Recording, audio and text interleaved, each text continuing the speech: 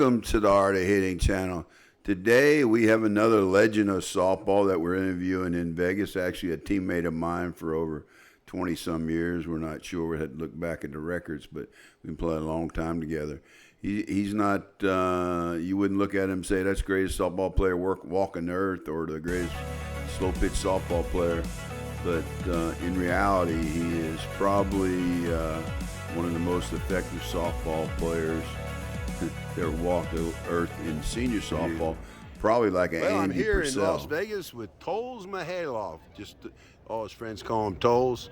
Tols and I have been together for over 20 years, isn't it, Tols? Absolutely. We've had a lot of fun together, playing with each other and against each other. Yeah, I even coached one of your teams when you had a team one time. Absolutely. Yeah, but you know, Tols to me was like the I don't know, the unknown star, if you will, for lack of a better name. But he came and, you know, I didn't know him in my world.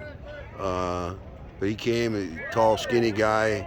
Didn't look like he was going to punch anybody out, but probably could. Now, he was a great athlete. You pitched in college, right? Absolutely. And you had some real success. What was that? Well, I pitched at University of Bridgeport. I ended up getting a tryout with the Cubs out in Mesa, Arizona. And, you know, I think some of that mental part of pitching kind of translated to the pitching of the softball also. Well, let me tell you what I think. What do you think? I think that's exactly why you're so damn. You don't let anything phase you. You're Mr. Cool. That's the best pitchers I've ever been with are the guys that don't let shit phase them. Yep. You know, you don't let anything bother you. You just Absolutely shake not. it off. And look, man, we've played games where the team just scored 20 runs and they come and face you and they get 5. I mean, that's not luck. Yeah.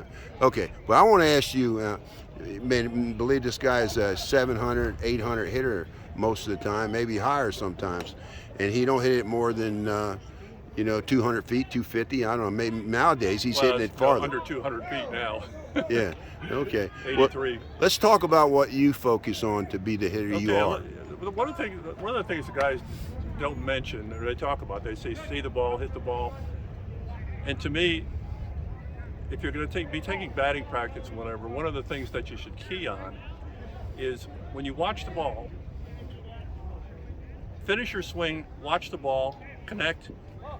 Don't watch where the ball goes. Keep your head down and focused and still.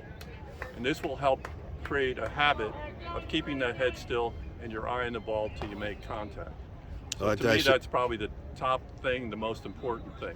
Okay, that's number one. Okay, the second thing is, obviously I think for most people understand that is pitch selection. And if you look at the big hitters, they're always looking for that pitch over here. They've got their back foot right up to the edge of the plate, the front part of the plate, and they're looking for that pitch around chest high so they can take the ball out and deep. And the same thing goes for any other batter hitting any other way. They should be, looking for the pitch that they can take to right field, left field, and in my case, I go to all fields. I use all 90 degrees. Do that very well, man. One of the best I've seen. And so what's the third? You got third? Yeah, as I've gotten older, I've kind of lost a little bit of power and stuff. So what I do is I do that little hop, skip, and jump. Go ahead, show me. You go. So we call that the walk up. The walk up. And Short to me, walk up. It provides a little bit more power in my swing, a little more whip in my swing. A lot of people claim that it doesn't add any power. To me, it does. If you look at a shot guy that throwing a shot put, I mean, he's spinning around, and then from that set position. Actually, that's a good analogy on that shot put, or the javelin. Or the javelin. The javelin. Guy's running up, and then he stops, and then he torques his body. Let me add something to that point about the walk up. I was one of those guys, and I talked to a lot of guys that are great hitters, and they all agree with me, man, that the walk-up doesn't add anything. But I talked to Murray last night, and my personal observation is that every guy I played with that walked up was a good hitter. I never seen a guy that walked up that wasn't a good hitter. I might have, but I just didn't notice him. But like Chip Krieger, one of the great hitters of all time, he's a walk-up guy.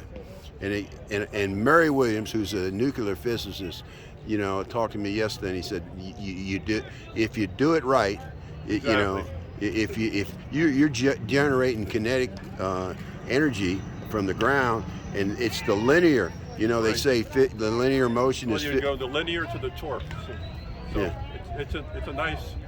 I don't know. It took me about a year to kind of Master it. So That's why we don't recommend it. The guy that Dan Carlson, who is my co-host on the dugout, that guy's one of the best walk-up hitters. He hits it out left to the right field, left field, center field, and he's got a really nice. You ought to look at him on it. Yeah, I don't suggest you do it because you're doing good enough what you're doing. I'm happy with the way I'm going. Yeah, and like I say, you're one of the best hitters. We appreciate your. Did I tell you how many all halls of fame you were in? I don't think I did. 4. Yeah, you're in Legends Hall of Fame, Senior Hall of Fame. What else?